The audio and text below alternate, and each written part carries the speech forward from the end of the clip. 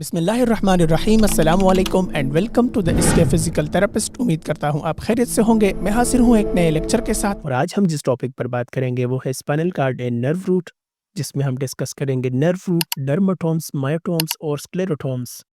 लेकिन स्पेसिफिकली आज हम नर्व रूट को डिस्कस करेंगे और रिमेनिंग टॉपिक्स को हम अगली वीडियो में करेंगे। पिछली वीडियो में हमने डिस्कस किया था कि जब हमें इंजरी का और सिम्टम्स के सोर्स का पता न हो कि ये इसी लोकल एरिया से ओरिजिनेट हो रहे हैं या किसी दूसरी एरिया से रेफर्ड हो रहे हैं, तो हम स्किनिंग एग्जामिनेशन करके उस सोर्स को फाइंड आउट करते हैं।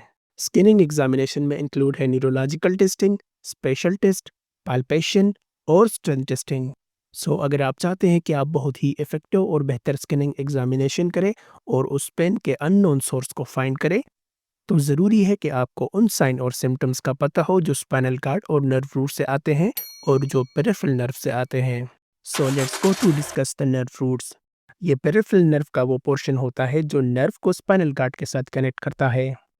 नर्व रूट इंटीरियर वेंट्रल और पोस्टीरियर डार्सल पोर्शन से बना होता है, जो इंटरवर्टेब्रल फोरामेन के पास या उसके अंदर यूनाइट होकर मिलके एक सिंगल नर्व रूट या स्पाइनल नर्व बनाता है। यह पेरिफेरल नर्वस सिस्टम का सबसे प्रॉक्सिमल पार्ट होता है। स्पाइनल नर्व ट्री की तरह रूट्स ट्रंक और ब्रांचेस से मिलकर बना होता है। स्पाइनल कार्ड से दो रूट्स निकलती है, वेंट्रल और डार्सल। वेंट्रल में स्पाइनल कार्ड से इंफॉर्मेशन बॉडी की तरफ जाती है, जबकि डॉर्सल में इंफॉर्मेशन बॉडी की तरफ से वापस स्पाइनल कार्ड में आती है। जैसे हमने डिस्कस किया कि स्पाइनल नर्व इंटरवर्टेब्रल फोरामेन के अंदर या उसके पास यूनाइट होती है, तो जहाँ पे ये यूनाइट हो जाती है उसे नर्व ट्रंक कहा जाता है। इसी ट्रंक से आगे फिर दो ब्रांचेस निकल जाती है। इनमें से एक को वेंट्रल रेमस और दूसरी को डार्सल रेमस कहा जाता है। डार्सल रेमाई बैक डीप मसल्स और स्किन ऑफ द बैक को सेंसरी और मोटर सप्लाई देता है, जबकि वेंट्रल रेमस बॉडी वॉल्स और लेंस की तरफ सप्लाई देता है।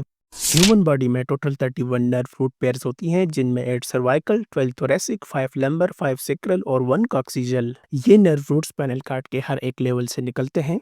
यही नर्व आगे जाके एक दूसरे के साथ ग्रुप की शक्ल में ज्वाइन हो जाती है, जिसे प्लेक्सस कहा जाता है। एग्जाम्पल ब्रेकियल प्लेक्सस जो आर्म के लिए होता है और लंबर प्लेक्सस जो लेग के लिए होता है। इन प्लेक्सस से डिफरेंट पेरिफेरल नर्व्स निकलती हैं, जैसे मीडियन और अल्नर नर्व, और यही ब्रांचेस फिर आगे जाके बॉडी के एक स्पेसिफिक पार्ट के मसल्स और सेंसेशन को कंट्रोल करती है।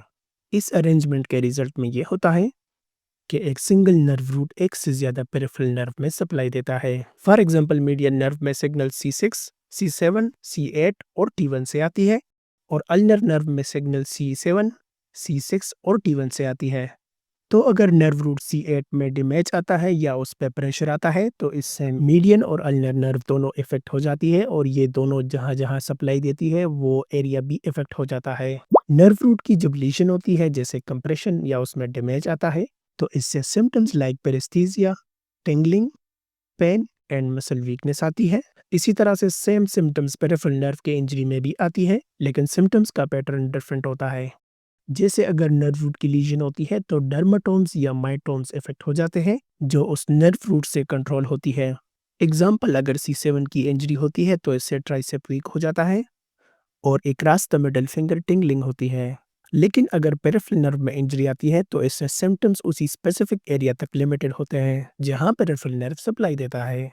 जैसे अगर मीडियन नर्व की इंजरी होती है तो इससे रिस्ट की एक्सटेंशन वीक हो जाती है और बैक ऑफ द हैंड में नमनेस आती है।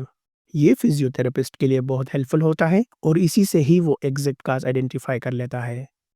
हर नर्व रूट के दो कंपोनेंट्स होते हैं, एक सोमैटिक पोर्शन जो स्केलेटल मसल को इनर्वेट करता है और स्किन, फिश या मसल और जॉइंट से सेंसरी इनपुट या सेंसरी इंफॉर्मेशन लेके आता है, और दूसरा विजुअल कंपोनेंट होता है जो ऑटोनोमिक नर्वस सिस्टम का पार्ट होता है। Autonomic nervous system nerve supply देता है ब्लड वेसल्स को, ड्यूरामेटर को, पेरियोस्टियम को, लिगामेंट्स को और इंटरवर्टेब्रल डिस्क को, और इसके अलावा कुछ और स्ट्रक्चर्स को।